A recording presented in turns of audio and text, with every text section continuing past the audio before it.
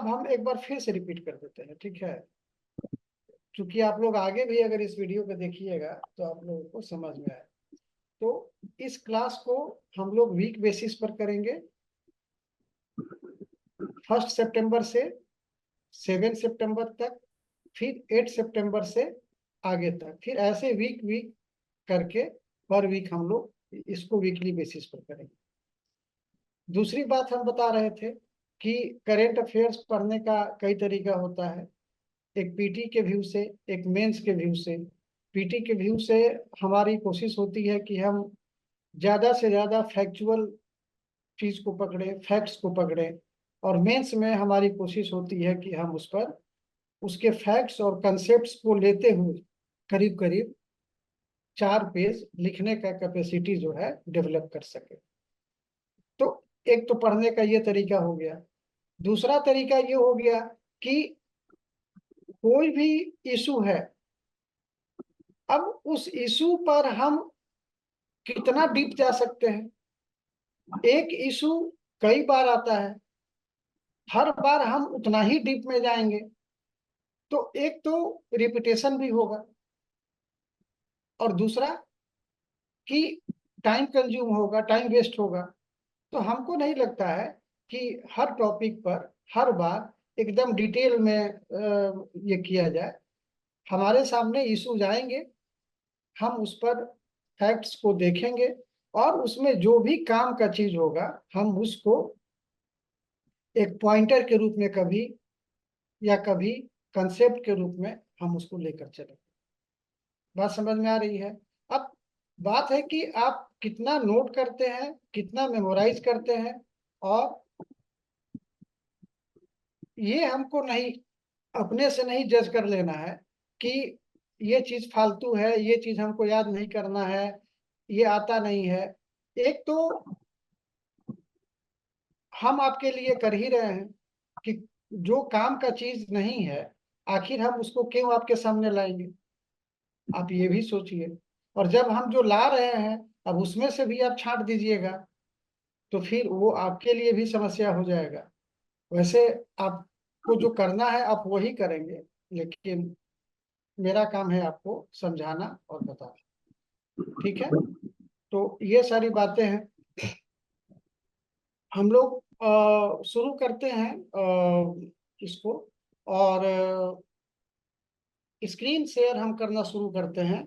उससे क्या होगा कि हम लिखेंगे भी और बोलेंगे भी, आपको दोनों जो है चीजें सुनाई, मतलब सुनाई भी पड़ेंगी और दिखाई भी पड़ेंगी, ठीक है। एकदम पीटी रेकनर की तरह एकदम आप जो है ये करेंगे और फैक्ट्स को ये लेते चलेंगे, ठीक है।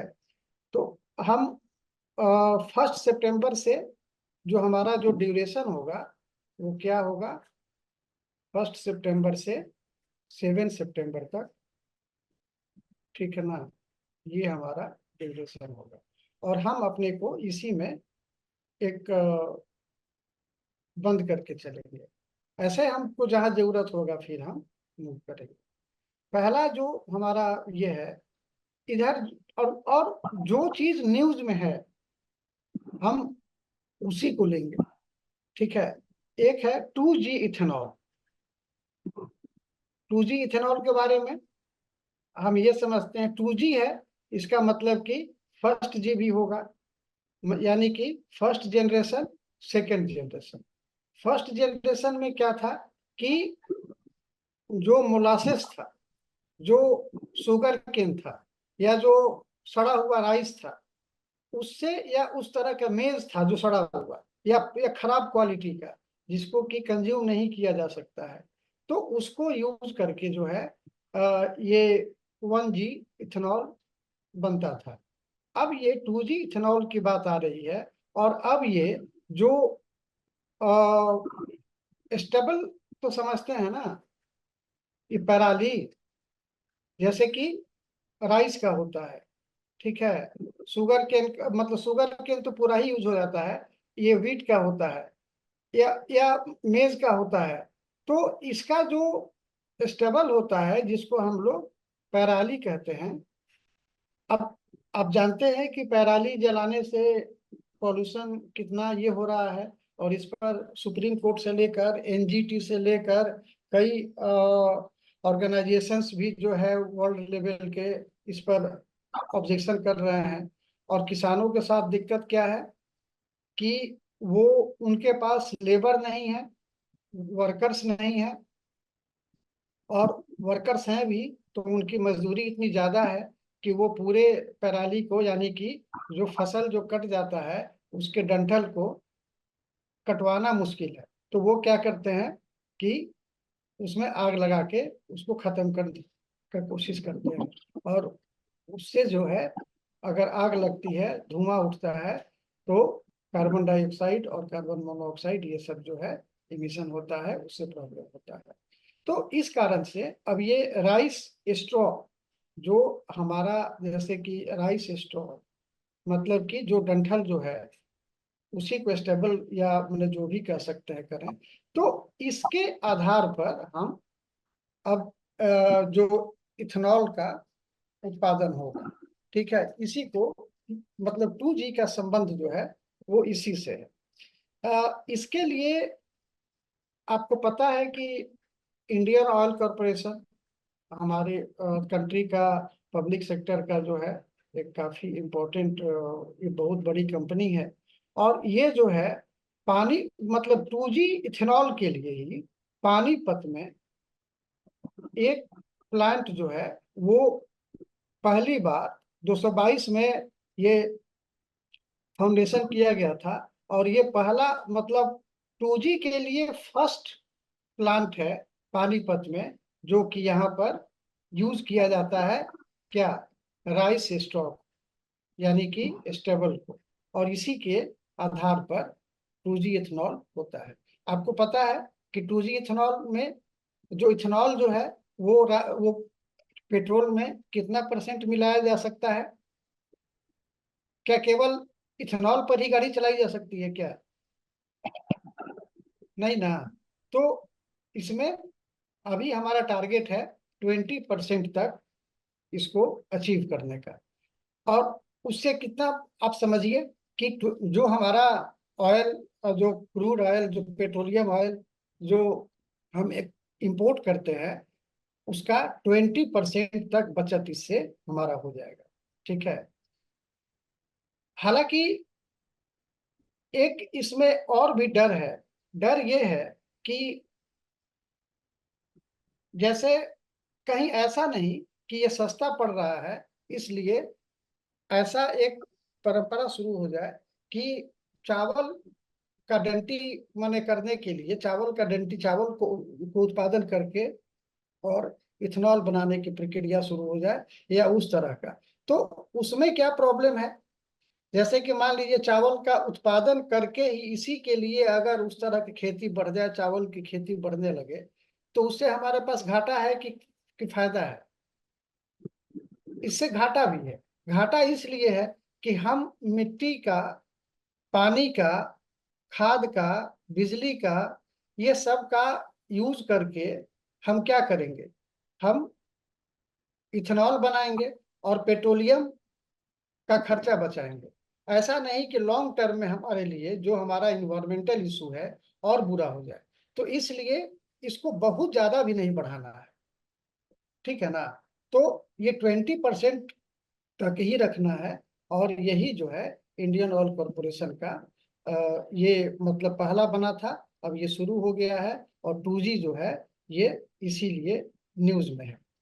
वैसे इसके लिए जो भी मतलब काम है, जो रिसर्च है, वो एक ऑर्गेनाइजेशन है, international international centre for genetic engineering and biotechnology. ठीक है ना। इसको शॉर्ट में ICGEB कहा जाता है। ये एक गवर्नमेंट ऑफ इंडिया का इंस्टीट्यूशन है, इंटरनेशनल लेवल का इंस्टीट्यूशन है। सिंपली ये भी पूछा जा सकता है पीटी में कि ये इंस्टीट्यूट कहाँ पर है। ठीक है, ये न्यू दिल्ली में। और इस तरह आप नाम ही से मतलब देख सकते हैं कि मतलब किस तरह का ये काम करती होगी। इसमें एक और चीज, जैसे कि ये पहले जो मेज वगैरह से बनता था, शुगर केन से बनता था, अब ये जो राइस स्ट्रॉ से बनेगा, क्या उसमें टेक्नोलॉजी क्या है, टेक्नोलॉजी क्या यूज होता है, जैसे कि ये जो आईसीजीईबी जो है ये क्या करती होगी। इसमें ये जो इंस्टीट्यूट है ये इस पर रिसर्च करती है कि जैसे कि हम राइस स्ट्रॉ या और भी उस तरह के चीज को जो लेते हैं उसको इथेनॉल में कैसे कन्वर्ट करते हैं, उसके लिए एंजाइम्स की जरूरत होती है। ठीक है, और ये एंजाइम्स जो है ये डिराइव फ्रॉम, कहाँ से ये इनको ये निकाला जाता है, ये एक फंगस से निकाला जाता है। ठीक है, जो कि दैट बिलोंग्स टू, हिंदी वाले ऐसा नहीं समझेंगे, बहुत कठिन हिंदी, ये इंग्लिश नहीं है जो कि आप नहीं समझ पाएंगे। From a broader family of fungi called Penicillium क्यूलोसिव। ये नाम है फंजाई का, जिससे कि उस एंजाइम को डेराइव किया जाता है जो कि 2G इथेनॉल में ये काम करता है। तो देखिए आपके पास में बहुत सारा चीज हो गया। क्या हो गया? 2G इथेनॉल क्या है ये आपको शायद पता नहीं होगा, या पता भी होगा तो आप ये जान गए। इंडियन ऑयल कॉरपोरेशन ने कहाँ पर 2G इथेनॉल के लिए प्लांट इस्टेब्लिश किया है? पानीपत में। राइस स्ट्रॉ का इसमें काफी इंपॉर्टेंट रोल होगा। और इसी तरह से जो स्टेबल बर्निंग की जो बात होती है उससे भी हम लोग थोड़ा सा मुक्ति पाएंगे। ठीक है, इसमें एक इंस्टीट्यूट का नाम आया आईसीजीईबी, जो कि न्यू दिल्ली में है। और इस पूरे 2G के प्रोसेस में एक एंजाइम्स की जरूरत होती है, एंजाइम की जरूरत होती है, that is derived from fungus that belongs to a broader family of fungi called Penicillium funiculosum. ठीक है, तो इस तरह से आपके पास में ये सारा इंफॉर्मेशन, और इसमें से कोई भी एक पीटी में आपसे पूछा जा सकता है। ठीक है, तो ये जो है, अब देखिए क्या फायदा है। जैसे कि नीति आयोग जो है उसका तो ये इस तरह का बहुत सारा काम पर रिसर्च करना है। तो नीति आयोग ने जो स्टडी किया, तो नीति आयोग के स्टडी के में ये चीज सामने आया कि 1 लीटर 1 लीटर 2G इथेनॉल बनाने के लिए, 1 लीटर 2G इथेनॉल बनाने के लिए राइस का कितना, जो मतलब राइस जो पहले जैसे ये बनता था उसका 2.3 kg इसका जरूरत पड़ता है।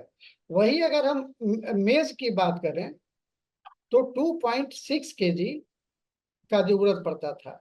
और अगर हम शुगर केन की बात करें, तो ये शुगर केन की बात करें तो 50 kg शुगर केन से 1 लीटर, ये सॉरी, ये 1G इथेनॉल ये बनता था। तो इतना सारा जो है एक तरह से ये राइस है। ठीक है ना?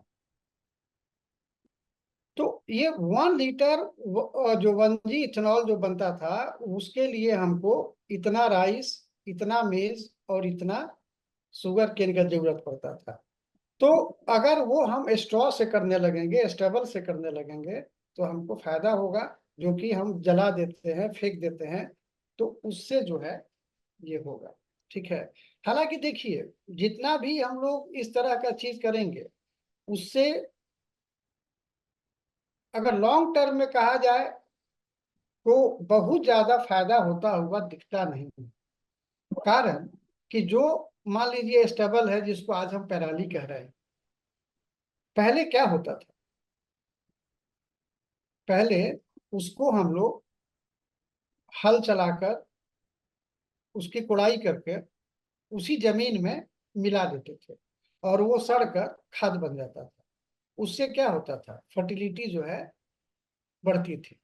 अब इस चीज को हम लोग निकालेंगे, उसमें से इथेनॉल बनाएंगे, अल्टीमेटली तो फिर जो मिट्टी की जो फर्टिलिटी है वो भी तो अफेक्टेड होगी। लेकिन इतना नहीं सोचना है अभी, हमको पीटी पढ़ना, मतलब पीटी पास करना है। इसलिए इससे जो रिलेटेड जो इश्यूज हैं और जो फैक्ट्स हैं, आप उसको जो है वो देख लीजिए। यहाँ तक ठीक है, आगे बढ़े। अब आते हैं, अब आते हैं और देखिए हम लोग रैंडम करेंगे। बहुत होता क्या है कि बहुत ज्यादा सिस्टमेटिक करने के चक्कर में ना ये समस्या हो जाती है। हम लोग रैंडम करेंगे, आप उसको अपने दिमाग में बस मेमोराइज करिए। बिहार के चीफ सेक्रेटरी कौन है, अभी नए बने हैं बिहार के चीफ अमृत सेक्रेटरी? लाल। अमृत लाल, ठीक है। तो ये चीज भी आप याद रखेंगे। इसके पहले, इसके पहले कौन थे, ब्रजेश मेहरोत्रा, ठीक है। अब ये क्या बन गए, ब्रजेश मेहरोत्रा, ये क्या बन गए, ये बन गए information commissioner. Information commissioner, state information commissioner, राज्य सूचना आयोग। हिंदी वाले अगर उसको ट्रांसलेट नहीं कर पाएंगे तो ये राज्य सूचना आयुक्त तो बन गए। आप समझ रहे हैं ना, राज्य सूचना आयोग होता है ना, उसी के 3 मेंबर होते हैं, ठीक है। तो ये राज्य सूचना आयुक्त जो है ये बने हैं। और एक और राज्य सूचना आयुक्त बनाया गया है, एक पत्रकार है, उनका नाम है प्रकाश कुमार। प्रकाश कुमार ये इलेक्ट्रॉनिक मीडिया के हैं। और ऐसे तो जो इलेक्ट्रॉनिक मीडिया के होते हैं वो ये मतलब लिखने उखने का भी काम करते हैं। तो इसलिए ऐसा कोई जरूरी नहीं है कि केवल उनको इलेक्ट्रॉनिक मीडिया का ही कहा जाए। हालांकि पुराने हैं, मतलब आज से हमको लगता है कि वो मतलब 20 साल से करीब करीब 20 साल से भी ज्यादा से वो काम मतलब ज्यादा से कर रहे हैं। तो एक इस्टेब्लिश्ड है, जाने माने पत्रकार है। इसलिए उनको इसमें ये बनाया गया है, क्या, राज्य सूचना आयुक्त। तो 2 राज्य सूचना आयुक्त जो है इसमें बनाया गया है। एक लेकिन तीन तीन जो मेंबर होते हैं, जो 3 मेंबर्स जो होते हैं उसमें एक होते हैं मुख्य सूचना आयुक्त। अब थोड़ा हिंदी वाले भी इंग्लिश, ये इंग्लिश वाले भी हिंदी से ट्रांसलेट करेंगे, केवल हिंदी वाले ही थोड़े करेंगे। तो चीफ इंफॉर्मेशन कमिश्नर जो है ये ये ये कौन है। सवाल तो ये भी पूछा जा सकता है कि बिहार के मुख्य सूचना आयुक्त कौन है। तो ये हैं त्रिपुरारी शरण, ठीक है। तो अब क्या हो गया, ये हो गया, ये भी पूर्व मुख्य सचिव है, ये भी पूर्व मुख्य सचिव है।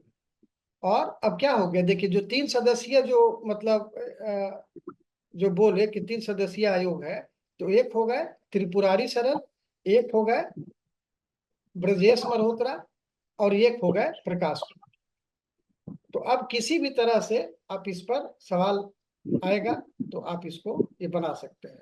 और इसकी ये जो चीफ, ये जो इंफॉर्मेशन कमिश्नर जो बनाए गए हैं दोनों, ये इनकी नियुक्ति कौन ये करता है, इनकी नियुक्ति एक कमेटी करती है, ठीक है। अपॉइंटमेंट कमेटी जो है वो है। और उसमें चीफ मिनिस्टर रहते हैं, एक उनके द्वारा अपॉइंटेड मिनिस्टर रहते हैं, और जो लीडर ऑफ अपोजिशन जो है इन लेजिस्लेटिव असेंबली, अभी जो है जो तेजस्वी है, ये प्रसाद है, तो ये जो है हैं। तो इस तरह से ये कमिटी जो है इनको अपॉइंट करती है। क्लियर है? तो ये आपको एक मतलब पीटी के लिए मुख्य रूप से, या अगर मेंस में कहीं अगर अगर आता है तो आप उसमें दे सकते हैं कि मेंस में जो है उस तरह से आप यूज तो अपने ऊपर है कि कैसे उसको किया जाए। एक कंट्री है जहां पर कि फूड शॉर्टेज हो गया है और फूड सिक्योरिटी वहां पर जो है एकदम डाउन हो गया है। और ये तो खैर मतलब कई कंट्री में थोड़ा थोड़ा है, लेकिन उस कंट्री में बहुत ज्यादा है। और उस कंट्री में इतना ज्यादा हो गया है कि अब वहां पर हाथी को मारकर लोगों को ये भोजन की जो है वो व्यवस्था की जा रही है।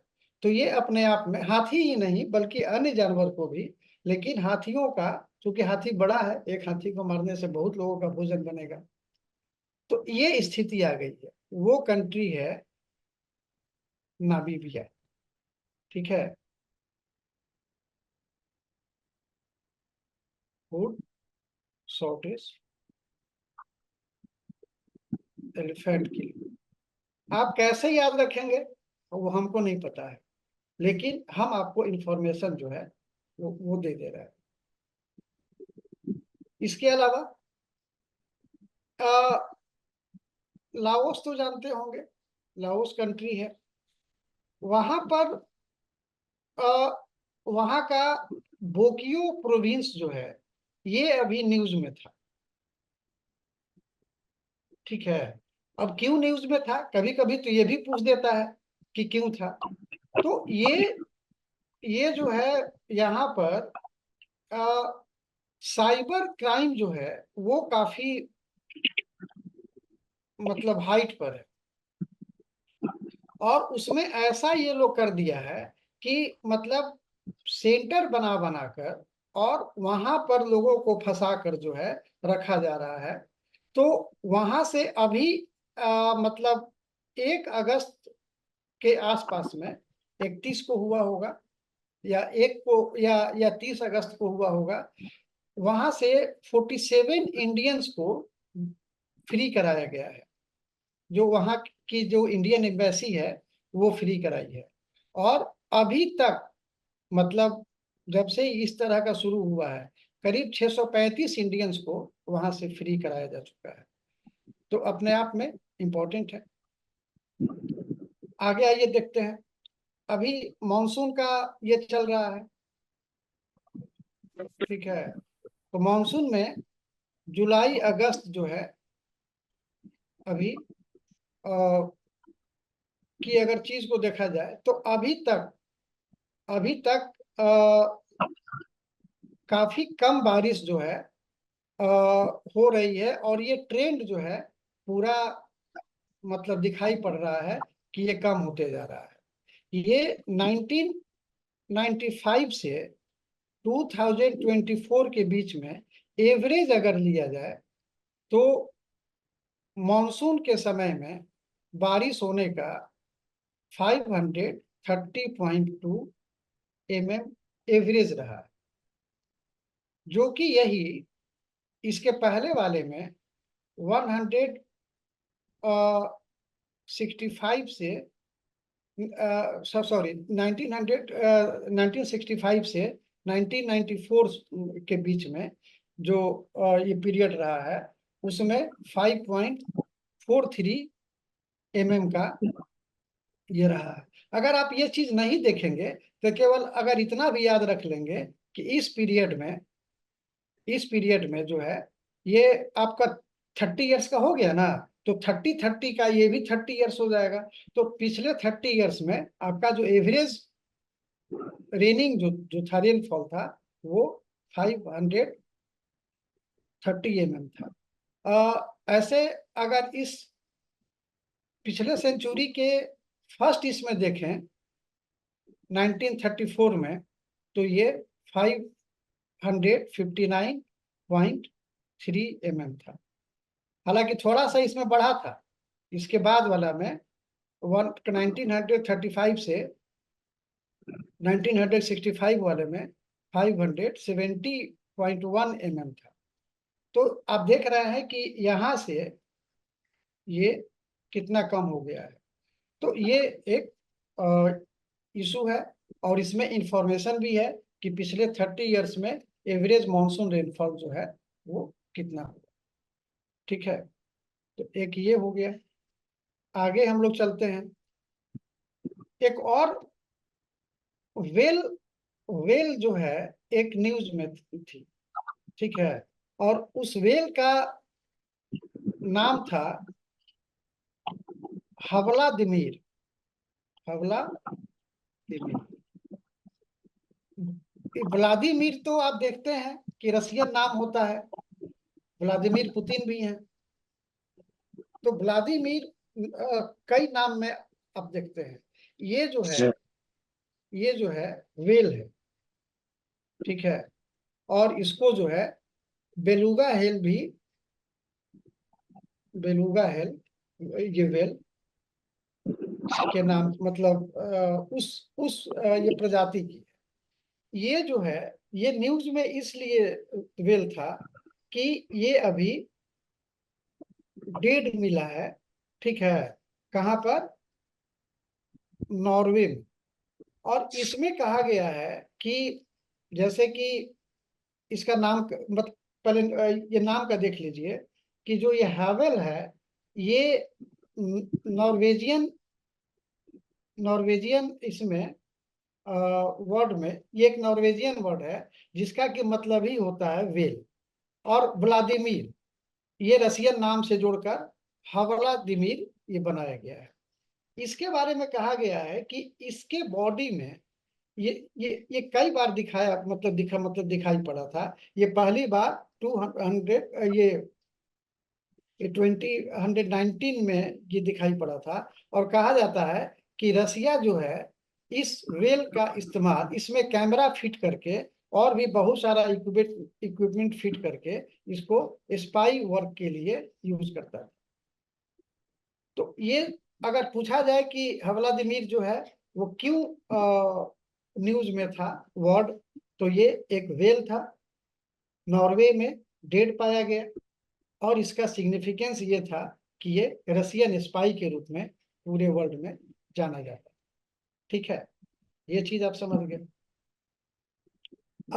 अब देखिए, आते हैं ट्रेड कॉमर्स पर। ठीक है, एक एक एक इंस्टीट्यूट है, एक ऑर्गेनाइजेशन है, global trade research initiative, GTRI। GTRI, अगर ये भी पूछे कि GTRI अभी न्यूज में क्यों था, या अक्सर न्यूज में क्यों रहता है, तो ये एक ऑर्गेनाइजेशन है जो कि स्टडी करता है और ये ट्रेड इश्यूज पर कई तरह के रिपोर्ट्स लेकर आता है। तो GTRI इसीलिए न्यूज में रहता है, और इसका नाम क्या है? Global trade research initiative. ठीक है, इसके अनुसार ये है कि इंडिया का जो फॉरेन ट्रेड है वो 151 कंट्रीज के साथ ट्रेड डिफिसिट चल रहा है। ट्रेड डिफिसिट चल रहा है। ठीक है, तो ये एक चिंताजनक मतलब बात है। और ये अपना रिपोर्ट जो है दिया है। और बिगेस्ट डिफिसिट किसके साथ है पता है? सबसे ज्यादा ट्रेड घाटा किसके साथ में हो रहा है? अगर हम ये भी कहें कि इसी के साथ ये भी दिया है कि ट्रेड, अगर इसको अभी रोक दें तो ये तो हो गया ट्रेड डिफिसिट का। और trade surplus, sorry sorry sorry, ये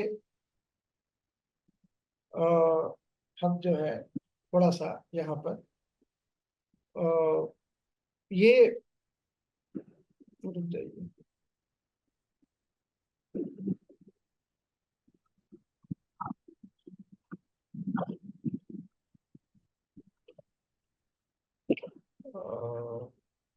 ये हम गलती से ट्रेड डिफिसिट बोल दिए, जबकि यहाँ पर होना चाहिए ट्रेड सरप्लस। ठीक है, और यहाँ पर जो है वो फिर डिफिसिट होना चाहिए।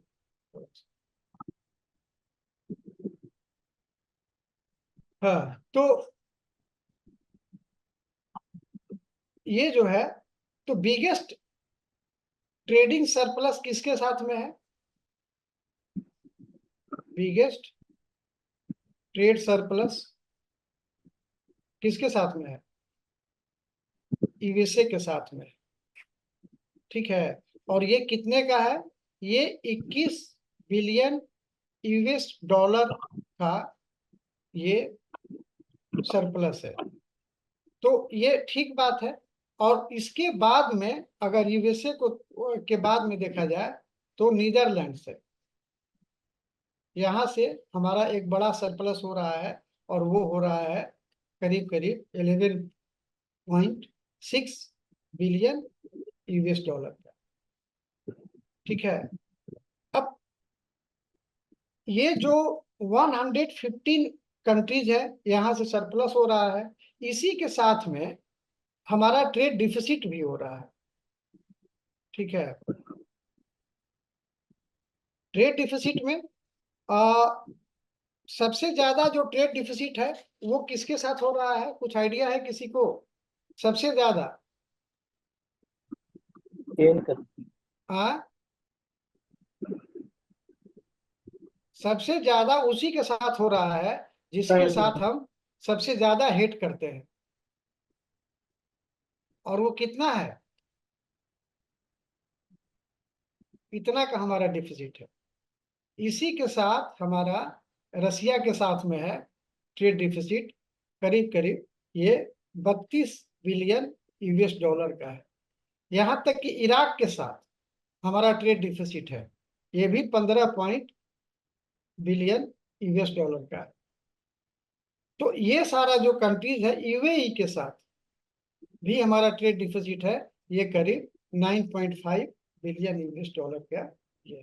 तो ये जीटीआरआई जो है, ये ऑर्गेनाइजेशन जो है, इस तरह से रिसर्च करके ये चीजों को बताती है। ठीक है,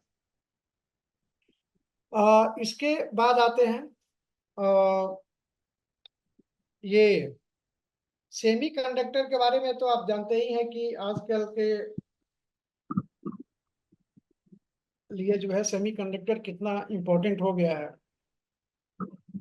मतलब सुपर पावर वही है जिसके पास में सेमी कंडक्टर है। तो अभी जो यूनियन गवर्नमेंट है वो सेमी कंडक्टर के लिए एक आपको या एक जगह का नाम है सानंद। सानंद के बारे में सुने हैं? कहाँ है? ये है गुजरात में। तो यहाँ पर एक कंपनी है केन्स सेमीकॉन पीवीटी लिमिटेड। ठीक है, इसको इस्टेब्लिश करने के लिए यूनियन कैबिनेट ने अप्रूवल दिया है। और इसके साथ इंडिया में कितने सेमीकंडक्टर प्लांट्स हो गए? कोई आइडिया है आपके पास में? 5। देखिए, 2023 में ये पहला शुरू हुआ था। जून में जो है, 2023 के जून में पहला ये शुरू किया गया था। और वहां भी जो है, ये भी जो है सानंद में ही किया गया था, सानंद, गुजरात। ठीक है, इसके अलावा धोलेरा में, ये भी गुजरात में है, धोलेरा में। ये यहाँ पर देखिए, ये तो सानंद में जो किया गया है वो केन्स के लिए है। ठीक है ना, ये है टाटा इलेक्ट्रॉनिक्स का। ठीक है, सानंद में 3 है, एक तो केन्स का है, एक टाटा का है, और एक सीजी पावर है, वो अभी हम लिख रहे हैं। तो ये धोलेरा में है, और धोलेरा में भी टाटा का ही है। ठीक है, और ये जो है एक है मोरीगांव। मोरीगांव, मोरीगांव कहाँ है? आसाम में। ये जो मोरीगांव वाला है ये भी टाटा का ही है। और एक जो है ये सानंद में, ये है सीजी पावर। तो टोटल जो है मेरे पास इंडिया में 5 सेमीकंडक्टर प्लांट्स हैं, जहां से कि हमारा प्रोडक्शन का ये हो रहा है। ठीक है। एक पॉलिटिकल पार्टी अभी चर्चा में आई है, आप उसको, ये उसका नाम इंडिया में नहीं है। ठीक है। ये है जर्मनी। पहले तो आपका ये हो गया कि एएफडी पॉलिटिकल पार्टी, जो अभी हाल में चर्चा में रही थी या न्यूज में रहा था, इस तरह से जो सवाल पूछता है वो कहाँ की पार्टी है, तो वो जर्मनी की पार्टी है। और ये एक राइट विंग पार्टी, मतलब कि फार राइट कहिए, धूर दक्षिणपंथी।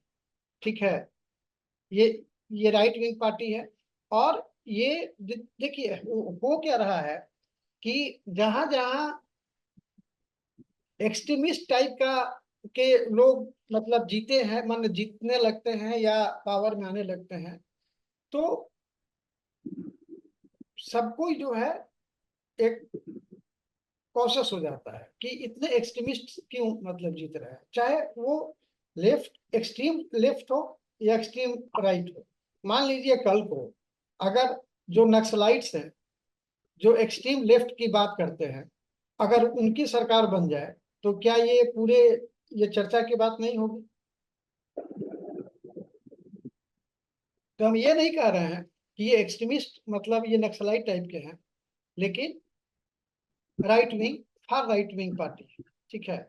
इसका अब माने ऐसे तो एब्रिविएशन जो है वो ये जर्मन ये लैंग्वेज में है, लेकिन अगर इसको इंग्लिश में ट्रांसलेट करिए तो इसका है अल्टरनेटिव फॉर जर्मनी। ठीक है। आप इतना ही याद रखिए। और ये अभी मतलब वहां सत्ता में नहीं आई है, ये जर्मनी में। ये न्यूज में इसलिए आई कि वहां का एक ये है, प्रोविंस है जिसका नाम है थुरिंगिया, उसमें ये मेजोरिटी में आई। और इसी से जो है पूरे मतलब वर्ल्ड में ये चर्चा में आ गई है कि देखिए अब ये भी जो है इस एक एक तो आपको याद दिलाए होंगे कब इसमें यूरोपियन यूनियन में अ, ये पैट्रियट्स जो था वो इसमें आया था। तो खैर वो चौथे नंबर पर है, इसलिए उतना इम्पोर्टेंट नहीं है। लेकिन अभी फ्रांस में भी आप देखे होंगे कि फ्रांस में भी जो है ये राइट विंग और लेफ्ट विंग जो है काफी मुद्दा था। और अभी वहां पर चूंकि 2 फेज में चुनाव होता है, तो फर्स्ट फेज में राइट विंग को इतना वोट मिला कि सेकेंड फेज में सारे सेंटरिस्ट जो पार्टियां थी वो एक होकर लड़ी, और तब जाकर राइट विंग पार्टी को रोका गया। मतलब उनका मेजोरिटी जो है वो लूज किए, नहीं तो वो लोग फिर आते इसमें। ठीक है। तो ये जो है आपका थुरिंगिया जो ये या थुरिंगिया भी ये कह सकता है कि अभी हाल में थुरिंगिया क्यों चर्चा में रहा। देखिए पीट बीपीएससी में तो हमको लगता है कि शायद ही नहीं पूछे, लेकिन यूपीएससी या बीपीएससी में भी कभी कभी उसका दिमाग खराब होता है, तो क्या से क्या सवाल पूछ देता है जो कि आप कल्पना भी नहीं कर सकते। तो हमको जानने में कोई दिक्कत नहीं है, हम कोई गलत चीज तो नहीं जान रहे हैं। इसके अलावा आप देख रहे हैं आजकल सेबी चेयरमैन काफी चर्चा में है। क्या नाम है इनका? हम्म माधवी बुच, क्या माधवी बुच, ये चर्चा में है। एक तो समझते हैं कि इनका अपॉइंटमेंट जो है वो कैसे होता है। कैसे होता है? ये एक कैबिनेट कमेटी होती है। कैबिनेट तो जानते हैं, कैबिनेट आप जानते हैं, यूनियन कैबिनेट। अब यूनियन कैबिनेट में सारे कैबिनेट मिनिस्टर्स होते हैं, preceded by the prime minister. अब वीक में 2 दिन बैठक होती है और उस 2 दिन बैठक में बहुत सारे डिसीजंस लिए जाते हैं। लेकिन बहुत सारे डिसीजंस ऐसे भी होते हैं जिनके लिए अलग से कमेटी बनानी पड़ती है और उस कमेटी में डिस्कस करके, कैबिनेट के मीटिंग में डिस्कस कर पाना पॉसिबल नहीं होता है, तो उसके लिए यूनियन कैबिनेट बनता है। तो यूनियन कैबिनेट से related there are 8 cabinet committees. जैसे कि पार्लियामेंट्री कमिटीज के बारे में हम लोग पढ़ते हैं ना, उसी तरह से ये 8 कैबिनेट कमिटीज है। तो पहला बात तो अगर ये पूछे कि कितने कैबिनेट कमिटीज हैं, तो 8 है। ठीक है। और ये कौन कौन से हैं? तो ये appointment committee, appointment committee of the cabinet. ठीक है। इसको शॉर्ट में आप एसीसी भी कह सकते हैं। इसी नाम से एक सीमेंट भी है, अदानी सीमेंट कॉरपोरेशन। आप इसका ऐड वगैरह देखते होंगे। Appointment committee. दूसरा है कैबिनेट कमेटी ऑन एकोमोडेशन। हालांकि हमको नाम सबका लिखने की जरूरत नहीं है, और हमको नहीं उम्मीद है कि आप लोग याद करिएगा, लेकिन एक बार जो है हम लिख देते हैं। हम कमेटी को केवल कॉम लिखते हैं, ठीक है ना। Cabinet committee on parliamentary affairs, parliamentary affairs. तो इसको हेड करते हैं, ये जो है headed by defence ministers. Rajnath Singh जो है, डिफेंस मिनिस्टर से मतलब नहीं है, मेन है पर्सन से। तो ये राजनाथ सिंह ये करते हैं। इसी तरह से सिक्योरिटी पर होता है, ठीक है। इसी तरह से इन्वेस्टमेंट पर होता है। इसी तरह से एक पॉलिटिकल अफेयर्स पर होता है, पॉलिटिकल अफेयर्स। इसी तरह से एम्प्लॉयमेंट पर होता है। आप सब में केवल कैबिनेट कमेटी जोड़ते जाइएगा, ठीक है ना। ये एम्प्लॉयमेंट पर होता है। और उसी तरह से लास्ट एक जो है एम्प्लॉयमेंट, ये sorry, employment and skill development. ठीक है। तो एक तो हो गया कैबिनेट कमेटी, अपॉइंटमेंट कमेटी। यही जो अपॉइंटमेंट कमेटी है ना, यही सेबी के चेयरमैन की नियुक्ति करती है।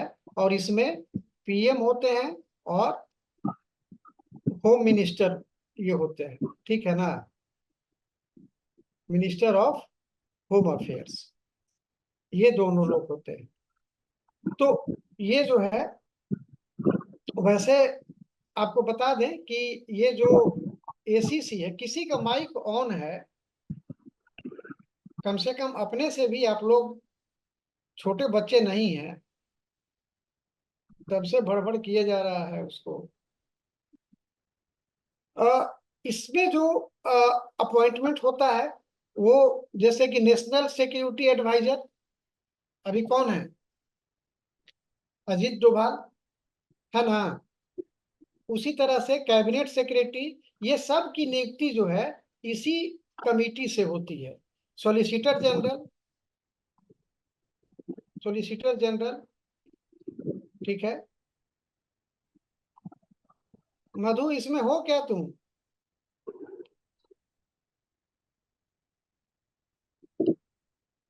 मधु, इसमें हो? भाई कोई इसका माइक बंद करिए, कौन आदमी है? यस सर, तारा का ऑन है सर, बोले तो हैं तो उससे हो नहीं रहा है। तो तुमसे नहीं हो रहा, हम कर दें? हमसे हाँ होगा?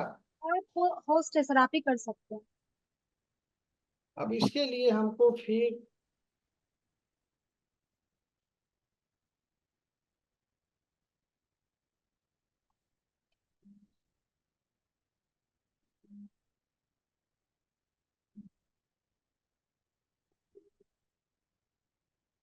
कहाँ गई तारा? लीव कर गई क्या? क्योंकि इसमें तो लीव अल्फाबेटिकली नहीं, दिखा। लीव नहीं की है सर, तारा पे जाकर सर 3 डॉट जो है उसको ये अरे करिएगा तो। अरे, वो तो हम कर लेंगे, तारा दिखे तब ना। है सर, अभी ज्वाइन की हुई है। सर तारा ही नाम कर से रहे हैं जो, ऑनलाइन। कुछ नहीं करना है तारा, केवल जो माइक वाला सर सिंबल है ना उस पर क्लिक कर दो, हो जाएगा। सर कर रहे, नहीं हो रहा है। तो हम मैम से बोले कि मैम से भी इससे पहले भी बोले कि मैम नहीं हो रहा है, तो बोले ठीक है, ये सर हम हल्ला नहीं कर रहे। नहीं नहीं, हम तुम हल्ला नहीं कर रही हो, हम बात समझ रहे हैं। नहीं इसमें लेकिन आ नहीं रहा है, इसमें आ नहीं रहा है, तारा आ ही नहीं रहा है। एस में देखो, सागर है, श्रुति, ये श्रुति है, सोनालिका है, सुरभि है। उसके बाद सीधे अचीवर्स आईएएस एकेडमी और ये बिल्किस खातून। इसके बाद टी आना चाहिए। नीचे सर स्क्रॉल करने पे में भी आएगा। अच्छा, इसमें भी तो आना चाहिए, जो इसका जो ग्रिड है, तो ग्रिड में भी अगर हम ये कर रहे हैं,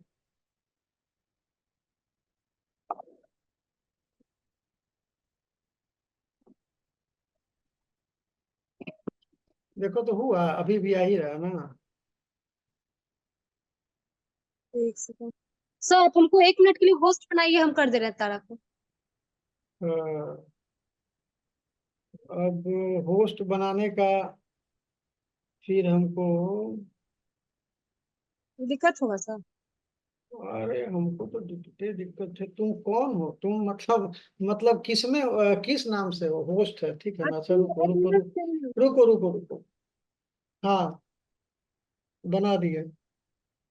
ठीक है सर।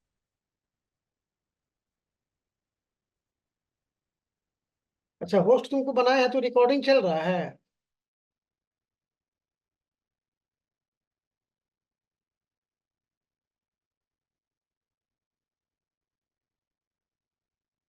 कुछ फायदा लग रहा है जी इस क्लास से? हो गया सर, तारा हो गई म्यूट और आप भी। तो तारा हो गई, तारा हो गई। अब हम होस्ट हो गए। जी सर। अच्छी बात है। रिकॉर्डिंग चालू है ना? हाँ सर। ठीक। हाँ, तो अब हम फिर से स्क्रीन शेयर करते हैं।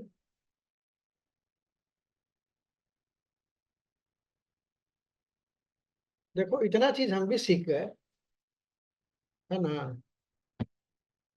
बीच में ऑनलाइन छूट गया था, इसलिए फर्स्ट डे जो मेंस वाला क्लास किए थे उसमें थोड़ी सी परेशानी हुई थी। तो चलिए, तो ये जो है अ, इन सभी का की जो का जो अपॉइंटमेंट होता है, ये ये करता है।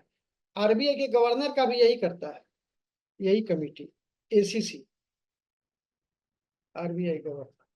मतलब कि सेबी का जो की जो चेयरमैन है, ये जो पोस्ट है, ये अपने आप में काफी इंपॉर्टेंट ये पोस्ट ये हो जाता है। ठीक है, ये हो गया। अब फिर आगे अब तो देखिए, अगर सेबी मैंने बुक्स पर अगर मतलब लेने लगिएगा टॉपिक, तो छोटा मोटा बुक हो जाएगा। बहुत सारा इश्यूज है। हिंडनबर्ग का रिपोर्ट है, अडानी का है, इनका आईसीआईसीआई से पेमेंट लेने का बात है, 3 तरह का पेमेंट लेती थी ये, मतलब जैसे कि कांग्रेस द्वारा आरोप लगाया गया है। तो इश्यूज बहुत सारा है। इश्यूज यही है कि एक तो ये पोस्ट पर जो अपॉइंटमेंट हुआ है, मतलब ऐसा आरोप लगाया जाता है कि पोस्ट पर जो इनकी अपॉइंटमेंट की गई है वो किसी पर्टिकुलर इंटरेस्ट के लिए किया गया है, पर्टिकुलर बेनिफिट के लिए किया गया है। ये सेबी के चेयरमैन रहते हुए कुछ कंपनीज के शेयर्स अपने पास रखी थी। तो बात यह है कि जिस कंपनी के रेगुलेटर के रूप में, सेबी का काम क्या है? रेगुलेट करना। SEBI is a regulator. तो रेगुलेट करने का है, कंट्रोल करने का है, नियंत्रित करने का है। उसी का शेयर अगर हम रखे हुए हैं तो हम क्या चाहेंगे कि हम ऐसा डिसीजन ले लें कि उसका शेयर मतलब गिर जाए। हम तो चाहेंगे ना कि हम ऐसा ऐसा डिसीजन लें या लिवाते रहें किसी से कि वो जो है उसका शेयर और आगे जाए। तो एक ये गलत है। दूसरा चीज कि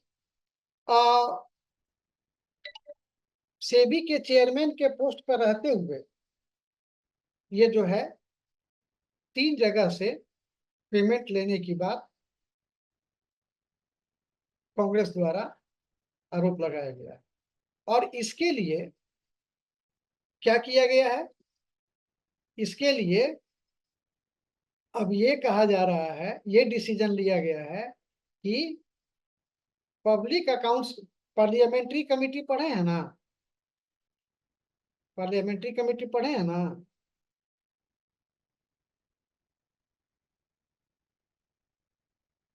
तो उसमें जो पब्लिक अकाउंट्स कमेटी होती है, पीएसी जिसको बोला जाता है शॉर्ट में, पब्लिक अकाउंट्स कमेटी, ये अब इन पर जो भी आरोप लगा है इसकी जांच करेगी।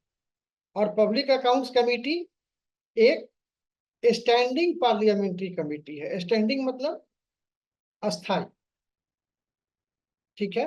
जैसे कि एस्टिमेट कमेटी है तो वैसे भी पब्लिक अकाउंट्स कमेटी है। और इसके चेयरमैन कौन है? इसके चेयरमैन है केसी वेणुगोपाल, ठीक है। तो ये सारा अपने आप में एक एक पॉइंट जो है आपका क्वेश्चन बनेगा। तो आप इसको देखेंगे समझेंगे तभी जाकर होगा। अब ये जांच करेगी, अब ये क्या जांच करती है, क्या रिपोर्ट आता है वो देखा जाए। तो अभी कहा नहीं जा सकता है। जो 3 कानून लागू हुए, 3 कानून लागू हुआ ना, भारतीय साक्ष्य अधिनियम, भारतीय न्याय संहिता, ये सब जो है भारतीय दंड संहिता, ठीक है। अच्छा, भारतीय दंड संहिता नहीं है, क्या नाम है उसका? भारतीय न्याय संहिता। अब उसमें ये कहा जा रहा है कि जैसे दंड संहिता से नाम हटाकर इसका न्याय संहिता कर दिया गया, यानी कि अब ये कहा जा रहा है कि जो ये कानून है उसका काम दंड देना नहीं है बल्कि न्याय करना। मतलब उसी चीज को उलट फेर के थोड़ा सा अच्छे ढंग से प्रेजेंट कर देना। तो खैर, 3 कानून जो ये लागू हुआ, इसमें बिहार में सबसे पहला जो है सजा मिल चुका। और वो सजा मतलब ये देश का सबसे पहला सजा है। देश में इन कानूनों के तहत, भाई देखिए, इंग्लिश में लिख रहे हैं तो हिंदी वाले कर लीजिए, हिंदी में लिख रहे हैं तो इंग्लिश वाले कर लीजिए।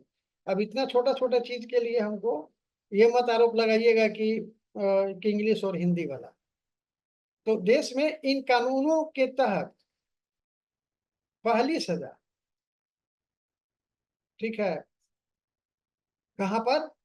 सारण में 17 जुलाई को ये जो है 17 जुलाई को ये माने केस हुआ था, और ये हत्या से संबंधित जो है ये केस था, और इसमें जो है ये सजा हुई है।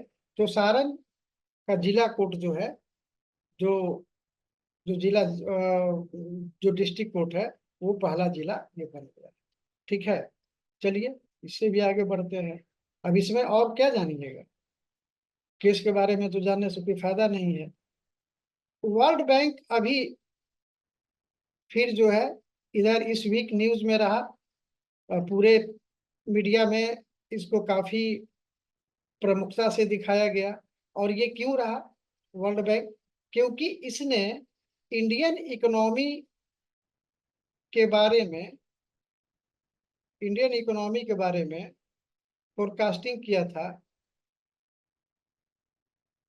मैंने किया है कि जो ये हमारा फाइनेंशियल ईयर है, इसका ग्रोथ रेट जो है 2024-25 का ग्रोथ रेट जो है ये 7% होगा। पहले वर्ल्ड बैंक जो एस्टिमेट दिया था वो 6.6% का था। तो अब ये इससे जो है ये अब ऊंचा हो गया। ठीक है, तो जाहिर है कि सिस्टम को अच्छा लगता है, इसलिए ये काफी हाईलाइटेड भी हुआ। एक और न्यूज में रहा दांतेवाड़ा। दांतेवाड़ा न्यूज में क्यों रहा? यहाँ पर अभी 9 नक्सलाइट्स मारे गए। ठीक है, ये कहाँ पर है? ये है छत्तीसगढ़।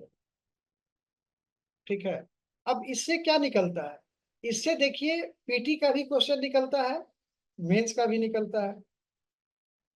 पीटी का क्या निकलता है कि अभी हाल में 9 नक्सलियों की पुलिस मुठभेड़ में मौत हुई है। कहाँ पर? तो वो दांतेवाड़ा छत्तीसगढ़।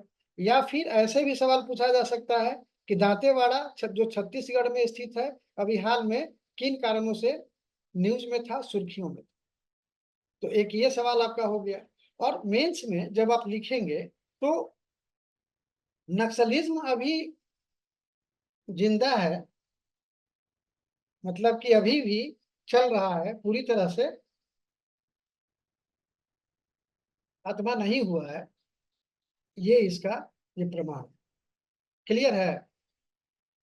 तो इससे आगे बढ़े, आगे बढ़ते हैं। एक आप सुने होंगे इंडस्ट्रियल कॉरिडोर, सुने हैं ना? इंडस्ट्रियल कॉरिडोर के बारे में सुने हैं कि नहीं सुने हैं, बताइए। कभी कभी बीच में आप लोग, हालांकि आप लोग से बेकार ही है पूछना, टाइम का वेस्टेज करना है, तो आप लोग बताइएगा नहीं झूठ मूठ का। 11 जो है इंडस्ट्रियल कॉरिडोर हैं इंडिया में। पहला जो है 2007 में ये बना, और पहला वाला जो था वो दिल्ली मुंबई इंडस्ट्रियल कॉरिडोर जो है ये बना। और इस तरह से अब करके अभी जो है हमारे पास कितने हैं? 11 है। तो एक तो आपका पीटी में क्वेश्चन ये बन जाएगा। ठीक है, अब जो है अभी एक मतलब ये NICDP NICDP एक प्रोग्राम है। ठीक है, जिसका फुल फॉर्म है national industrial corridor development programme. ठीक है, ये NICDP है। इसके तहत अभी आपने पढ़ा होगा, जरूर देखा होगा कि कैबिनेट ने जो है, कैबिनेट ने, यूनियन कैबिनेट अप्रूव किया है क्या, कि 12 स्मार्ट इंडस्ट्रियल सिटीज बनाए जाए। बात समझे? ये 12 इंडस्ट्रियल जो स्मार्ट जो सिटीज बनाए जाएंगे, ये 10 स्टेट्स में फैले होंगे, क्योंकि जो 11 ये आपका इंडस्ट्रियल कॉरिडोर है, इसको उसमें खास खास इंडस्ट्रियल कॉरिडोर से जोड़ा जाएगा। एक कॉरिडोर से 5, वो हम बता दे रहे हैं अभी, एक कॉरिडोर से 5, लेकिन एक नटसेल में सुनिएगा तो याद रहेगा। एक कॉरिडोर से 5, एक से जो दिल्ली मुंबई है उससे 2, और इसके बाद में बाकी तो 5 जो 7 हो गया, और 5 अलग अलग कॉरिडोर से एक एक स्मार्ट इंडस्ट्रियल सिटीज ये बनाया जाएगा। तो इस तरह से 12 स्मार्ट इंडस्ट्रियल सिटीज बनाया जाएगा। ये किसके तहत काम, ये किस प्रोग्राम के तहत? NICDP के तहत बनाया जाएगा। ये इंडस्ट्रियल कॉरिडोर से जोड़ा जाएगा, ठीक है। और ये पूरा स्मार्ट इंडस्ट्रियल सिटी जो है, ये 10 स्टेट में फैला हुआ होगा, और मुख्य रूप से 2 उधर और 4 इधर, ये 6 टोटल जो है 6 इंडस्ट्रियल कॉरिडोर से, जैसे कि जो 11 है ना बोले थे, तो 11 में से ये टोटल 6 इंडस्ट्रियल कॉरिडोर से ये जुड़ेगा। यहां तक बात समझ में आई किसी को? कि ऐसा तो कुछ बात था भी नहीं, बहुत सिंपल ही बात था। तो इसमें जो है काफी फायदा होगा, क्योंकि क्योंकि आप देखिए, इससे किस क्षेत्र में फायदा होगा सबसे ज्यादा? कंस्ट्रक्शन में होगा, मैन्युफैक्चरिंग में होगा, है ना। 2023-24 में हम देखें अगर, तो मैन्युफैक्चरिंग सेक्टर जो हमारा था, मैन्युफैक्चरिंग सेक्टर को क्या बोलते हैं? विनिर्माण क्षेत्र। हिंदी वाले अपना लिख लेंगे, विनिर्माण क्षेत्र। तो मैन्युफैक्चरिंग सेक्टर जो है, उसका हमारे GVA में 13% का योगदान, ठीक है। तो जाहिर है कि ये जो है अभी और बढ़ेगा, अगर इस तरह से हम लोग ये कर देते हैं तो। और इससे एक और हमारा लक्ष्य जो है, एक और हमारा टारगेट ये पूरा होगा। और वो टारगेट क्या है कि 2030 तक हम अपने कंट्री से जो है $1 ट्रिलियन का एक्सपोर्ट करने का जो लक्ष्य है, वो हम पूरा कर पाएंगे। मैन्युफैक्चरिंग बढ़ेगा तभी तो हम एक्सपोर्ट करेंगे क्या? तो ये जो है आपका इससे फायदा होगा इंडस्ट्रियल कॉरिडोर के में स्मार्ट इंडस्ट्रियल सिटी बनाने से। इसी को एक और नाम दिया गया है, नेकलेस इंडस्ट्रियल सिटीज। आप उसका मैप हमको नहीं बनाने आता, हम मैप बल्कि शेयर कर देंगे इसमें। तो वो जो है पूरे इंडिया के मैप पर अगर देखिएगा, तो ये नेकलेस के शेप में है। और आप सुने होंगे गति शक्ति, ये उसी का पार्ट है, ठीक है। गति शक्ति का ही पार्ट है। तो इससे जो है हमारा ये बढ़ेगा। अब हम चाहते हैं कि ये जो 11 कॉरिडोर्स है ना, आप केवल संख्या याद कर लीजिए। क्या आप चाहते हैं कि 11 ये कॉरिडोर्स के नाम हम लिखें? हमको नहीं लगता, ये आप कहीं से भी डाउनलोड कर सकते हैं, या कहिएगा तो लिख देंगे। बोलिए। आप लोग माइक नहीं खोलिए, बल्कि हम परमानेंटली बंद करवा देते हैं। लिख चलिए, दीजिए ठीक है। सर। हम बोल देंगे तो लिख लोगे, या हम थोड़ा सा घसीट के लिख रहे हैं, क्योंकि हम ज्यादा साफ साफ लिखने के चक्कर में जो है बहुत टाइम लग जाएगा। यस सर, बोल दीजिए। हाँ, हम बोल दे रहे हैं। एक तो हम ये बता दिए थे, दिल्ली मुंबई। दूसरा अमृतसर कोलकाता। तो अमृतसर कोलकाता वाले से, जैसे जैसे दिल्ली दिल्ली मुंबई से 2, ये अमृतसर कोलकाता, इससे 5 स्मार्ट इंडस्ट्रियल सिटीज ये बनेगा। ठीक है, इसके अलावा चेन्नई, बेंगलुरु, इसके अलावा बीजक, चेन्नई इंडस्ट्रियल कॉरिडोर, इसके बाद हैदराबाद, नागपुर, इसके बाद इसके अलावा हैदराबाद को HYBD लिख दिए हैं, तो हैदराबाद, वारंगल। आप इसको डाउनलोड भी कर सकते हैं, लेकिन ठीक है चलिए। ये है Hyderabad, Bengaluru, Orissa economic corridor, Bengaluru, Mumbai industrial corridor, ये है extension of CBIC to Kochi, Coimbatore और दिल्ली, नागपुर, दिल्ली, नागपुर। तो ये आप डाउनलोड करके आप इस पर विशेष स्टडी कर सकते हैं। लेकिन ये मतलब अच्छा, इसी के साथ में अब इससे ये बिहार को क्या फायदा हो रहा है? बिहार को कोई फायदा होगा कि नहीं होगा? बिहार में गया में डोभी एक जगह है जो कि नेशनल हाईवे पर पड़ता है। कभी नाम सुने हैं? नहीं सुने हैं तो कोई बात नहीं है। तो गया में डोभी में ये बिहार में भी एक बनेगा। इससे जो है बिहार में भी इंडस्ट्रियल कॉरिडोर और इंडस्ट्रियल एक्टिविटी की जो बात है वो हमारा ये उसमें बढ़ोतरी हो।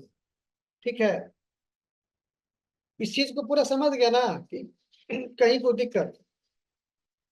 चलिए आगे बढ़ते हैं। ये बिहार वाला भी लिख लीजिएगा।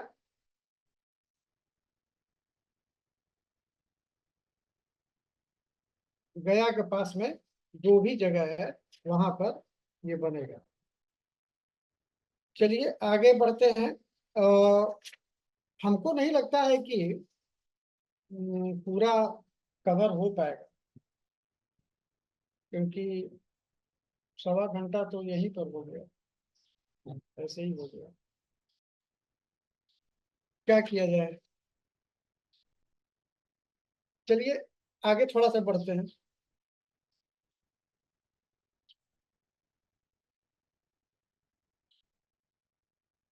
अभी इंडिया के PM जो हैं कहाँ गए थे? इंडिया के PM गए थे 2 कंट्री के विजिट पर। एक गए थे ब्रुनेई और दूसरा गए थे सिंगापुर। तो ये इंडियन प्राइम मिनिस्टर का या प्रेसिडेंट का जो विजिट होता है वो उस पर भी सवाल PT में भी रहता है और मेंस में भी रहता है। ठीक है, अब अगर कहेगा कि बांदर शेरी बेगवान ये क्यों फेमस था, ये क्यों फेमस था, ये क्या है? ये सिटी, ये सिटी है, ये कैपिटल है। और कहाँ का कैपिटल है? ये ब्रुनेई का कैपिटल है। ठीक है, ब्रुनेई पर ज्यादा मलेशिया का असर है। ठीक है ना? यहाँ जो लैंग्वेज भी जो बोला जाता है वो मलय लैंग्वेज जो है वो बोला जाता है। यहाँ पर 82% सुन्नी इस्लाम को मानने वाले रहते हैं। ठीक है, इसका एरिया कितना होगा और पॉपुलेशन कितना होगा? कुछ आइडिया है? ये आपको बता दें कि ये जो इंडियन प्राइम मिनिस्टर का जो ये ट्रेवल था, विजिट था, ये फर्स्ट बाइलेटरल विजिट था। ठीक है, by an Indian prime minister. कितना पॉपुलेशन होगा? कुल पॉपुलेशन जो है 4,60,345। इतना डिटेल में आपको याद करने की जरूरत के लिए हम नहीं बता रहे हैं। हम केवल ये बता रहे हैं कि आप एक अनुमान लगाइए कि एक छोटा देश है और उसका पॉपुलेशन जो है कितने पर, सोचिए कि पॉपुलेशन एक बन जाता है, मतलब एक कंट्री बन जाता है, और इसका 5,000 के अराउंड इसका एरिया है। ये इसका, यहाँ पर क्या है? एब्सोल्यूट मोनार्की है, मतलब कि राजशाही है।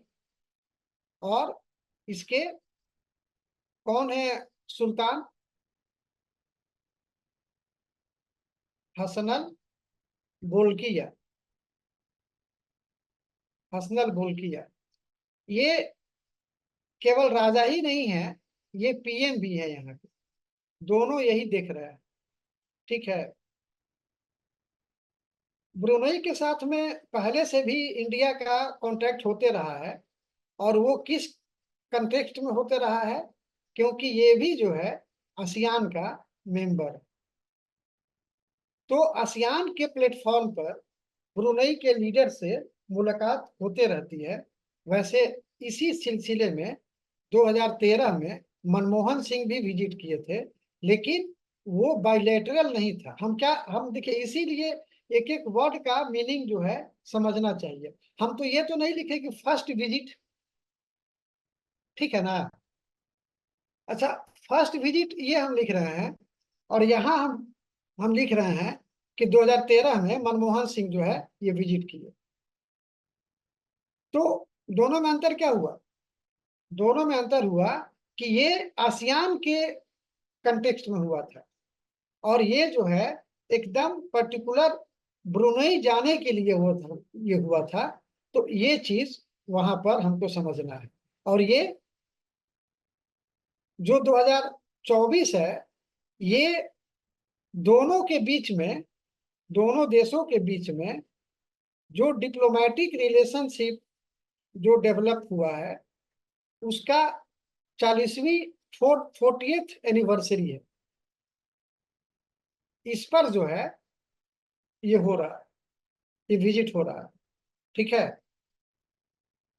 तो ये माने इसका ये है। और एक इंडिया की पॉलिसी है, फॉरेन पॉलिसी। क्या पॉलिसी है? Act east policy. ये फॉरेन पॉलिसी है इंडिया का। मतलब कि जो ईस्ट की तरफ है, वो जो कंट्रीज हैं हमारे पड़ोस में, एक तो नेबरहुड फर्स्ट का भी है, लेकिन तो ये एक्ट ईस्ट पॉलिसी में हमारा ये काम आता है, ठीक है। यहाँ पर सबसे ज्यादा इकोनॉमी का जो एक्टिविटी है वो क्या है? मेन सोर्स क्या है? Export of oil and gas. ये यहाँ के जीडीपी में 80% कंट्रीब्यूट करता है। अब आप समझ गए होंगे कि यहाँ पर यात्रा करना जो है कितना फायदेमंद है। पेट्रोलियम और गैस दोनों आज के समय में काफी महत्वपूर्ण है, तो इसलिए ये यहाँ पर ये गया था। और ब्रुनई के बारे में आपको एक और चीज बता देते हैं कि ब्रुनई, ये जो ब्रुनई है, वो अपने सिटीजन से टैक्स नहीं लेता है। कितना अच्छा है, ठीक है। तो ये सिटीजन से ये टैक्स, हालांकि और भी बहुत सारे कंट्रीज हैं जो कि टैक्स नहीं लेते हैं। वैसे और भी कंट्री के बारे में अगर आप जानना चाहें तो हम आपको बता देते हैं कि यूएई है, बहामास है, कतर है। ये सब जो है अपने सिटीजन से टैक्स नहीं लेते हैं। वनुआतू है, बहरीन है, सोमालिया है, ठीक है ना। तो ये सब जो है, हालांकि सोमालिया तो बहुत बीच में नहीं आता है, लेकिन फिर भी। तो ये सब जो है आपका मतलब ये ब्रुनई का एक स्पेशल ये है। अब ये बताइए कि जो ब्रुनई में हुआ उसमें फायदा क्या हुआ, मतलब कि कहीं भी कोई कंट्री का हेड जाता है तो एक ज्वाइंट स्टेटमेंट मतलब साइन होता है, या उसमें सेक्टर्स आइडेंटिफाई किया जाता है कि कहाँ का मतलब किस किस सेक्टर में हम लोग काम करेंगे। ठीक है, तो कौन कौन सा सेक्टर है उसमें, अगर मतलब इसको हम लोग क्या कहते हैं, ज्वाइंट स्टेटमेंट। ठीक है, किसमें, इंडिया और ब्रुनई में। आप इसको डिटेल में लिख लीजिएगा, हम शॉर्ट में लिख लीजिए। ठीक है, तो एक तो देखिए हुआ इसमें सात सात जो है सेक्टर आइडेंटिफाई किया गया है कि सातों में जो है ये काम होगा। एक तो ट्रेड एंड इकोनॉमिक इनिशिएटिव्स। अब ये क्या है, ये आपको मेंस के लिए काफी काम दे देगा, इनिशिएटिव्स। दूसरा है स्पेस कोऑपरेशन। हालांकि ब्रुनई स्पेस में क्या करेगा, लेकिन देखा जाए कि क्या कर सकता है। Cultural and people to people contact या एक्सचेंज। थोड़ा सा हम जल्दी में लिख रहे हैं, आप समझ लीजिएगा, हालांकि उतना भी खराब नहीं लिख रहे हैं। ये कल्चरल में क्या होता है कि हम कई डेलीगेट्स भेजते हैं, वहां से डेलीगेट्स को बुलाते हैं, वहां के टूरिस्ट प्लेसेस पर जाने के लिए इंसेंटिव देते हैं, वहां से जो लोग आते हैं उनको बुलाते हैं। तो इस तरह से जो है हम लोग ये काम करते हैं डिफेंस, ये people to people cultural exchange में। और डिफेंस कोऑपरेशन, इसके अलावा इनॉग्रेशन ऑफ न्यू चांसरी, वहां पर जो ये कमर्शियल एक्टिविटीज और जो डिप्लोमेटिक जो रिलेशनशिप है उसको और बढ़ाने के लिए वहां पर एक नया जो है चांसरी खोला जाएगा। और जो पीस स्टेबिलिटी की बात है, ठीक है, मैरी टाइम सेफ्टी सबसे उसके साथ जो ये है कि पीस स्टेबिलिटी किस में, वर्ल्ड में नहीं, वर्ल्ड रीजन में, वर्ल्ड स्फेयर में या वर्ल्ड लेवल पर ब्रुनई क्या ही कर पाएगा, लेकिन जो मैरी टाइम जो सिक्योरिटी है उसमें ये काफी ये भूमिका निभा सकता है। और आपको पता है कि अनक्लॉस के बारे में आप जानते होंगे। अनक्लॉस जो है ये 1982 में ये बना था यूनाइटेड नेशंस का। ये जो है सी जो समुद्र में जो जो सिक्योरिटी का जो ये है उसके लिए एक रिजोल्यूशन है यूनाइटेड नेशंस का, उसमें ये काफी भूमिका निभा सकता है। क्यों, और देखिए इस पूरे यात्रा का मकसद क्या था, दोनों देश का, ब्रुनई का भी और सिंगापुर का भी। ट्रेड, पेट्रोलियम और गैस तो ठीक है ब्रुनई का है उसमें लेकिन सबसे बड़ी जो बात है वो है डिप्लोमेटिक जो बात है, वो है साउथ चाइना सी में जो टेंशन जो फैल रहा है और उसमें चाइना का जो डोमिनेंस जो हो रहा है उसको लेकर ब्रुनई और सिंगापुर का ये यात्रा जो है ये किया गया है। बात समझ में आ रही है। तो इस तरह से ये काम जो है ये हुआ। सातवां जो है ये है कि आसियान जो है इस प्लेटफॉर्म पर एक कंप्रिहेंसिव स्ट्रेटेजिक पार्टनरशिप जो है ये किया जा रहा है। कंप्रिहेंसिव स्ट्रेटेजिक पार्टनरशिप, हिंदी में इसको व्यापक रणनीतिक साझेदारी, ठीक है, ये इस पर काम हो रहा है और इस पर जो है एक नया एग्रीमेंट बनेगा जिसके आधार पर कि ये काम हो सकता है। ठीक है, अब इसी के साथ में हम सिंगापुर का भी बात कर लेते हैं कि सिंगापुर भी गए थे तो क्या हुआ था। तो ब्रुनेई और मतलब सिंगापुर की बात कर लेते हैं। सिंगापुर में जो गए थे तो सिंगापुर में जो है ब्रुनेई से सीधे सिंगापुर गए थे 4 सितंबर को। 3 सितंबर को वहां रहे थे और 4 5 को यहाँ रहे। 4 के रात में यहाँ से चल दिए और 5 को जो है वहां पर ये किए।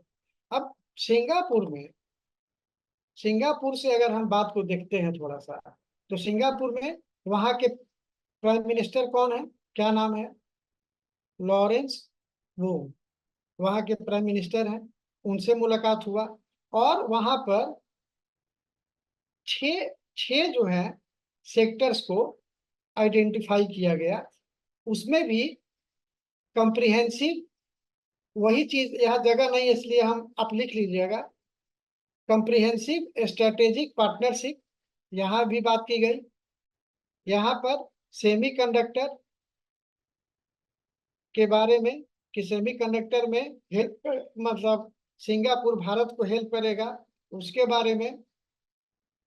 फिर सिंगापुर से डिजिटल टेक्नोलॉजी लेने के बारे में बात की गई और मतलब उस पर एग्रीमेंट हुआ कि इस क्षेत्र में हम लोग आगे जो है अपने जो टेक्नोलॉजी है उसको एक्सचेंज करेंगे। फिर हेल्थ में स्किल डेवलपमेंट, ठीक है, और साइबर सिक्योरिटी, ठीक है। तो इस तरह से ये मतलब ये काम कर रहा है। अब सिंगापुर में जो है, सिंगापुर मतलब जैसे कि ब्रुनेई के साथ डिप्लोमेटिक रिलेशन का 40वां साल पूरा हो रहा था, इसके साथ हमारा 60वां साल पूरा हो रहा है, ठीक है, भारत और इसका ये। अब देखिए वहां पर अ, सिंगापुर में एक कल्चरल सेंटर, सिंगापुर एक कल्चरल सेंटर है, माने कल्चरल सेंटर का भी वहां स्थापना किया जाएगा जिसका नाम होगा थिरुवल्लुवर कल्चरल सेंटर। तो अगर ये कहा जाएगा, ये क्वेश्चन आएगा कि थिरुवल्लुवर कल्चरल सेंटर का स्थापना कहाँ पर किया जाएगा, या भारत ने कहा किस देश के साथ समझौता किया है, या कहाँ पर ये बात कहा गया है, तो ये सिंगापुर में ये होगा। और मेन जो बात है वो सेमीकंडक्टर, जैसे वहाँ ऑयल और गैस के बारे में है, वहां पर जो है ये सेमीकंडक्टर के बारे में ये है, ठीक है। अब आप ये अश्विनी वैष्णव भी वहां गए थे और अश्विनी ये वैष्णव के बारे में अभी जो टाइम मैगजीन ने 100 persons who have influenced AI worldwide, उसमें अश्विनी वैष्णव का भी नाम है। इंडिया से कितने लोगों का नाम है आपको पता है? ये अभी इसी वीक आया है। ये 15 लोगों का नाम है जिसमें कि अश्विनी वैष्णव हैं, अनिल कपूर हैं। ये सब पीटी के लिए इम्पोर्टेंट है। तो ये सारा जो है तो ये सेमीकंडक्टर के लिए ये साइन हुआ है, ठीक है। और उसमें जो है एग्जीबिशन वगैरह ये होगा। तो डिजिटल पर इस पर ये सारा चीज। और एक सिंगापुर के बारे में आप जानते हैं कि आजाद हिंद फौज, सुभाष चंद्र बोस से रिलेटेड जो है ये जगह है। और वहां पर जो है काफी मतलब एक सेंटिमेंटल हो जाता है इंडिया के लिए। तो ये तो इसके डेवलपमेंट और इस जो रिलेशनशिप को और आगे बढ़ाने के लिए ये किया गया है। एक और सिंगापुर में इम्पोर्टेंट है, एक एथनिक डिस्ट्रिक्ट है सिंगापुर में, ठीक है, जिसको क्या नाम दिया गया है, किस नाम से जाना जाता है? Little India. तो यहाँ पर जैसे कि इंडिया में आप देखते हैं कि एक शहर में मस्जिद होते हैं, मंदिर होते हैं, इंडियन स्टाइल में घर होते हैं, और जो इंडियन माने इंडियंस काफी ज्यादा तो होते ही हैं। तो उस तरह से एक ये जगह है, एथनिक ये डिस्ट्रिक्ट है, लिटिल इंडिया नाम है, जिसको सिंगापुर के लोगों द्वारा टेक्का कहा जाता है। हम एक तो कॉल थोड़ा बात कर लेते हैं, कॉल आ रहा है बहुत देर से। हाँ समझिए। हेलो। हाँ हाँ, घर पे हैं, मतलब ऑनलाइन क्लास ले रहे हैं। हाँ अब खत्म कर देंगे, हो गया। पैसा अपने घर पे आइए ना। हाँ हाँ आइए, ठीक है, ठीक।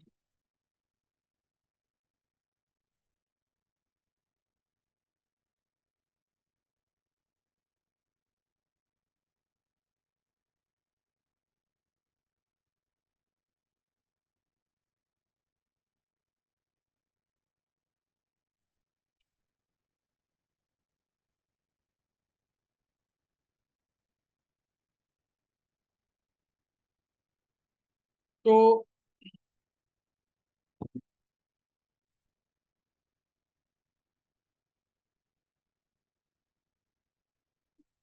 मम्मी हेलो, मम्मी बोलो ना कि शंभू जी को यहाँ बुलाना है, पूछो ना पहले। तो इसको जो है टेक्का कहा जाता है, ठीक है। और इसी के मैंने इसका भी डेवलपमेंट जो है ये किया गया है। हाँ बात कर लेते हैं। हाँ एक मिनट एक मिनट एक मिनट। तो ये जो है, हालांकि ये जो कंप्रिहेंसिव स्ट्रेटेजिक पार्टनरशिप है ना, अ, वो मतलब दो रूप में इसको देखा जाता है। जो सिंगापुर के रूप में है, सिंगापुर के साथ में है, उसको कंप्रिहेंसिव का नाम दिया गया है, स्ट्रेटेजिक पार्टनरशिप। और जो ब्रुनोई के साथ में है, उसको नाम दिया गया है इनहेंस्ड।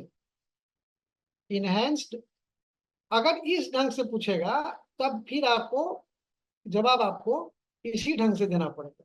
इसीलिए आप लोग दोनों चीज जान लीजिए, enhanced partnership, enhanced strategic partnership, strategic partnership, ठीक है। तो ये जो है आपका इंडिया और सिंगापुर और ब्रुनई से रिलेटेड आपका इंफॉर्मेशन है, जो वहां पर विजिट हुआ। हमको लगता है कि इस वीक के केवल कंटेंट को खत्म करने के लिए हमको एटलीस्ट 1 घंटा और चाहिए, लेकिन आज नहीं ले पाएंगे। तो इस क्लास को यहीं पे खत्म करते हैं, और देखते हैं कि अगला जो है इस इस वीक वाले कंटेंट का कब फिर खत्म करके क्लास लेते हैं, ठीक है। और कोई आप लोग को कुछ पूछना उछना है तो जल्दीबाजी में पूछ लीजिए। अच्छा, आप लोग 25 लोग ज्वाइन किए थे, 25 लोग टिके हुए हैं, ये बहुत खुशी की बात है। नहीं तो हमको लगा कि अब बस 5-6 लोग 4 बचे लोग होंगे लीव हो इसमें। गए हैं। हाँ 4 लोग लीव हो गए हैं। 4 लोग लीव हो गए हैं ना, अच्छा। लेकिन उस समय 25 ही लोग, अच्छा खैर, चलिए दिखवाते हैं कि कौन लोग लीव हुए और क्या उनको दिक्कत थी। उनके दिक्कत को जो है आगे हम लोग एड्रेस करने की कोशिश करेंगे, ठीक ना। चलिए तो खत्म करें। Yes sir.